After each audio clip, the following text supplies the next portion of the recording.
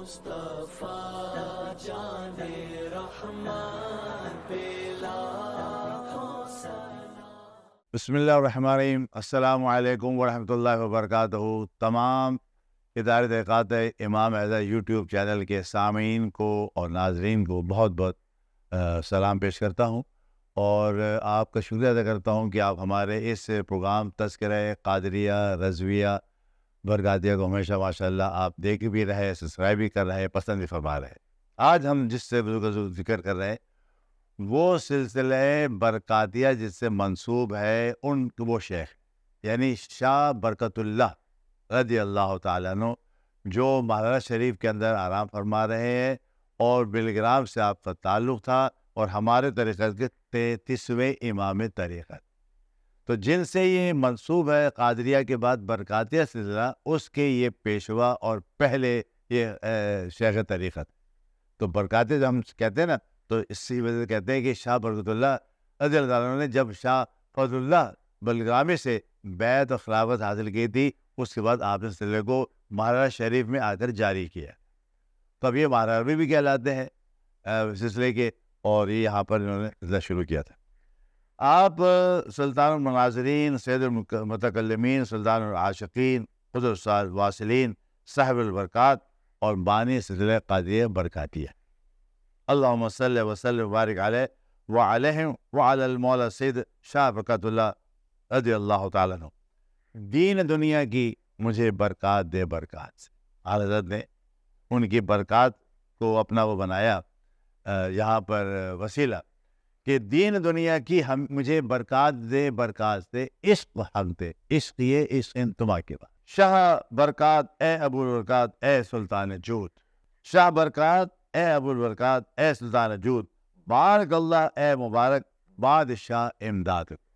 یہ اعلیٰ حضرت کی نسبت ہے آل رسول، یہ آل رسول ہیں، کیونکہ ان کا جو سلسلہ ہے 35 واسطوں سے شاہ برکت اللہ کا سلسلہ ملتا ہے امام حسین رضی اللہ تعالیٰ سے جا کے، یعنی نسباً آپ حسینی صحیح ہے، اور 35ویں پشت میں آپ بھی آل رسول ہیں، اولاد رسول ہے، تیری نسل پاک میں ہے بچہ بچہ نور کا، تو ہے عین نور تیرا سب گھرانہ۔ تو شاہ برکت اللہ کی ولادت جو ہے 27 جمادی الاخر 1070 ہجری میں ہوئی تھی بلگرام کے اندر، اور شاہ اویس آپ کے والد ماجد رضی اللہ، بڑے بزرگ تھے، بڑے متقی پرہیزگار، اور محقق بھی تھے، فقیہ بھی تھے، مفسر بھی تھے، محدث بھی تھے آپ کے والد۔ اور حضرت شاہ برکت اللہ نے تمام تعلیم تصوف کی بھی اور ظاہری تعلیم اپنے والد ماجد ہی سے حاصل کی۔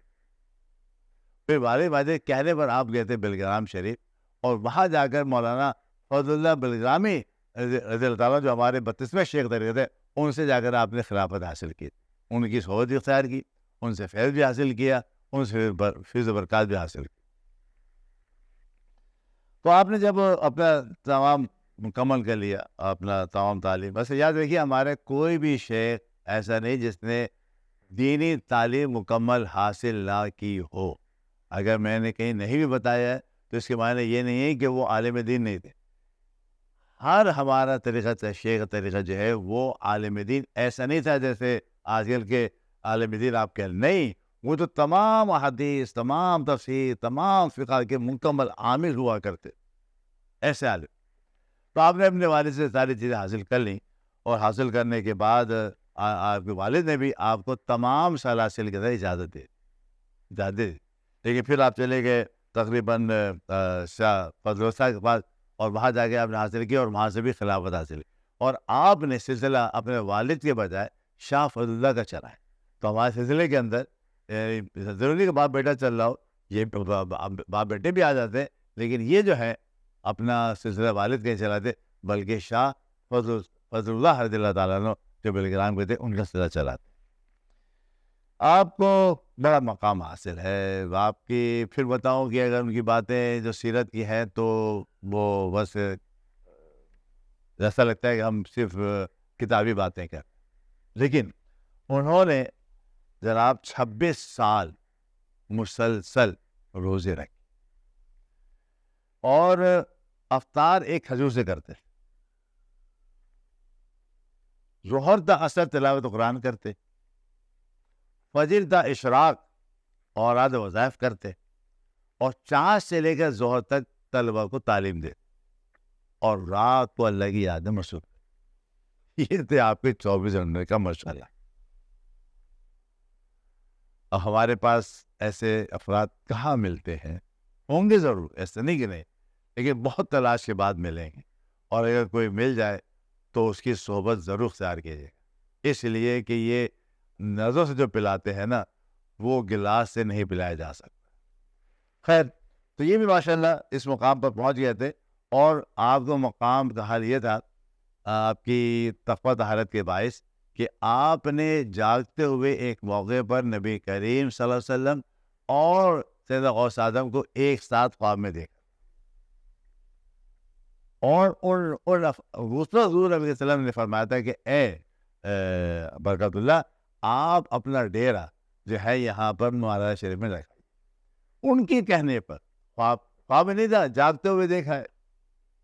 پھر آپ بلگام سے یہاں آ گئے تھے، اور آپ نے یہاں خانقاہ قادریہ برکاتیہ کی ابتدا کی ہے معراج شریف کے، اور غوث اعظم رضی اللہ عنہ نے آپ کے سر پر تاج قطبیت بھی رکھا، مقام آپ کو عطا فرمائے، بلکہ فرمایا کہ آپ کی نسل میں 7 نسلوں تک یہ سلسلہ جاری و ساری رہے۔ تو 7 قطب تسلسل کے ساتھ ہمارے شجرے شریف میں جو موجود ہیں، 6 موجود ہیں، یہ مسلسل قطب بھی رہے اپنے زمانے۔ قطب کون ہوتے ہیں؟ سمجھانے لکھ رہا ہوں، سمجھ لیں کہ جس طریقے سے ایک صوبے کا گورنر ہوتا دنیاوی طور پر، ایسی روحانی طور پر یہ اپنے اس پورے علاقے کا گورنر ہوتا۔ تو جو ولایت تقسیم ہوتی ہے وہ پھر گورنر تقسیم کرتا ہے، جس طرح کیبنٹ بناتا ہے، اس طرح نہیں کیبنٹ بنتی، تو مقام قطبیت آپ کو حاصل۔ اور آپ کی جو سلسلے کے اندر جو اور 6 قطب ہمارے شجرے میں ہیں، آپ کے بعد آپ کے بیٹے آئیں گے شاہ آل محمد، ان کے بیٹے آئیں گے شاہ محمد، پھر ان کے بھتیجے آئیں گے شاہ آل احمد اچھے میاں کے نام سے، پھر ایک ہے شاہ آل برکات سترے میاں، اور پھر ہے شاہ آل رسول۔ شاہ آل رسول کون ہے؟ اعلیٰ حضرت رضی اللہ عنہ کے پیر و مرشد، اور ہمارے سلسلے کی ظاہر بات ہے کہ وہ 37ویں بزرگ۔ اس کے بعد ان کے سزا نشین جو تھے وہ بھی ابو الحسن نوری کہلاتے ہیں، ان کا وہ بھی قطب تھے، اور ابو الحسن نوری معراج شریف کے آخری قطب ہیں، اور ان سے اعلیٰ حضرت کے تمام گھر والے ان سے ہی مرید ہیں۔ اعلیٰ حضرت گھر والے اعلیٰ حضرت مرید نہیں ہے، یاد رکھیے گا، نہ ان کے بھائی، نہ ان کے بیٹے، نہ ان کے بھتیجے، سب مرید ہیں ابو الحسن نوری رحمۃ اللہ علیہ معراج شریف سے۔ یہ ادب، ورنہ اعلیٰ حضرت خلافت حاصل تھی، مرید کر سکتے تھے، لیکن ادب نہیں۔ تو شاہ برکت اللہ رضی اللہ تعالیٰ عنہ کا بھی بہت عظیم مقام ہے۔ اور یہاں پر ایک چیز بتا دوں کہ ایک کے زمانے میں عربی سلام بڑا مشہور ہے، آج بھی پڑھا جاتا ہے، کبھی کبھی کہیں کہ سننے میں آتا ہے، لیکن اب وہ نہیں پڑھتے ہیں لوگ، لیکن وہ یہ تھا، یا شفیع الورا سلام علیک، یا نبی الہدیٰ سلام علیک، خاتم الانبیاء سلام علیک، سید الاصفیاء سلام علیک، انکا مقصدی و ملجائی انکا مدعا سلام علیک، سیدی یا حبیبی یا مولائی لگا روحی فدا سلام علیک، حاذا قول غلام الشقی منہ یا مصطفیٰ سلام علیک۔ یہ شقی آپ کا تخلص، یہ بڑا معروف رہا پوری صدی تک، کئی صدیوں تک، ابھی بر صغیر کے اندر کہیں یہ پڑھا جاتا ہے، لیکن اب اس کا رواج تھوڑا کم ہو گیا، لیکن یہ بڑا معروف رہا آپ کا۔